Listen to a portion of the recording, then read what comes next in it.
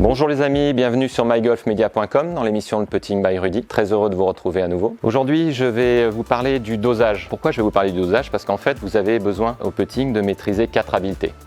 Ces 4 habiletés sont les suivantes: le dosage, l'orientation, envoyer la balle droite là où votre putter est orienté et lire. Mais le dosage, c'est la pièce maîtresse du putting. Sans dosage, d'abord, vous ne pouvez pas lire correctement un green. Quand vous allez arriver et vous allez voir une pente, vous allez voir par exemple une balle qui descendra sur la droite, donc vous allez vous dire il faut que je joue sur la gauche. Mais la précision, la façon très fine de percevoir cette courbe et de choisir un point de visée doit être liée à une référence qui est la vitesse de votre balle. Votre cerveau en fait utilise ce que l'on appelle une mémoire épisodique. Cette mémoire, c'est une mémoire de choses vécues. Votre corps a utilisé une certaine énergie. Cette énergie a transmis une autre énergie qu'on appelle cinétique au putter, qui elle-même a transmis une énergie à la balle. Votre cerveau enregistre cette énergie, enregistre l'effet de cette énergie à la balle et voit la distance qu'elle parcourt. Ce référentiel vous sert quand vous allez sur le green pour choisir votre point de visée. Donc le dosage est important. Maintenant, comment se construit le dosage? Alors d'abord, il faut dire que le dosage, c'est quelque chose qui se fait dans la vie de tous les jours. Il ne faut pas attendre de faire du putting pour doser. Vous dosez vos mouvements tous les jours. Vous dosez pour attraper un objet, votre tasse de café le matin par exemple, et ne pas la renverser. Vous allez opérer sur plusieurs habiletés en fait pour doser correctement. D'abord, la première chose à dire, c'est que le dosage se construit par le poids. C'est le poids de l'objet que vous utilisez qui vous permet de calibrer l'énergie nécessaire. Ensuite, vous allez utiliser un certain tempo, c'est-à-dire vous allez avoir un mouvement qui est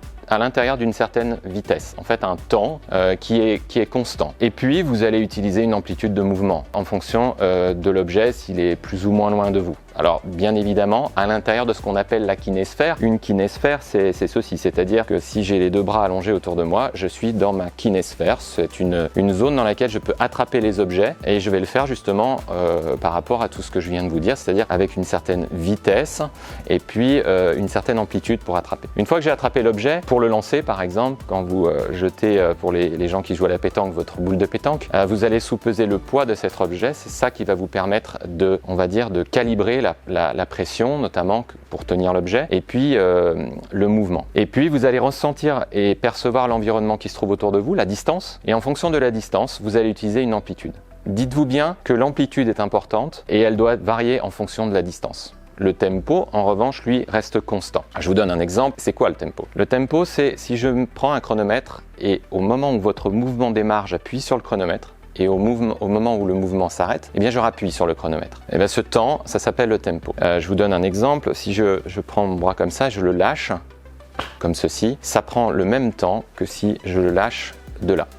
Donc le tempo est une constante temporelle. Mais bien évidemment, sur le green, vous avez des distances différentes et votre mouvement a besoin, lui, de changer d'amplitude. Donc l'amplitude va varier à chaque distance. Mais cette amplitude ne doit pas être consciente, elle doit être en rapport avec la perception de la distance. Autre chose importante, on a pour habitude de taper plus ou moins fort. Donc là, taper plus ou moins fort, c'est très compliqué à gérer. D'ailleurs, même nous enseignants, lorsque un élève envoie une balle très loin derrière le trou, on pourrait avoir le réflexe de lui demander de taper moins fort. Mais à ce moment-là, la personne va faire un plus petit coup et rester courte. Et à la troisième consigne, on ne sait plus quoi lui dire. Retape un peu plus fort, retape un peu moins fort. Bref, nous, on va se noyer, l'élève aussi, et en fait il n'y a pas de communication. Donc on pourrait passer sur une base structurelle qui serait éventuellement un peu plus grand ou un peu moins grand. Mais c'est surtout dans la mécanique, c'est-à-dire dans l'organisation de la posture, du corps et du mouvement que le joueur va pouvoir se libérer. Ça, c'est assez naturel en utilisant les bras, chose que l'on fait tous les jours dans l'activité. L'être humain est tout à fait capable de le faire. En fait, on a appris d'ailleurs très très tôt, quand on était tout bébé dans notre parc et qu'on a commencé à s'asseoir et qu'on avait un semblant d'équilibre, on a attrapé le fameux cube ou la petite boule